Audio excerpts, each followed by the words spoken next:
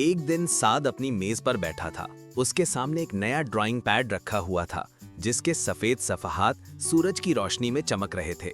साद ने रंगीन पेंसिल पकड़ी, मगर एक सवाल बार बार उसके दिमाग में आ रहा था। बाबा, साद ने पुकारा। बाबा कुर्सी पर बैठे एक किताब पढ़ रहे थे। उन्होंने नजर उठाई तो साद ने फौरन पूछा, बाबा, ये कागज कहाँ से आता है और ये बनता कैसे है? बाबा मुस्कुराए। उन्होंने किताब बंद की और साद के करीब आकर बोले, ये बहुत अच्छा सवाल है मेरे बेटे।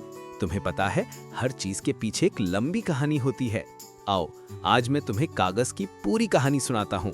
इंसान को अल्लाह ताला ने बहुत सी सलाहियतों के साथ पैदा किया है, और उनमें से एक बहुत जबरदस्त सलाहियत इंसान की नई चीजों के बारे में जस्तजू करना है और अपने कामों को आसान और जरूरत के मुताबिक बेहतर से बेहतर बनाना है।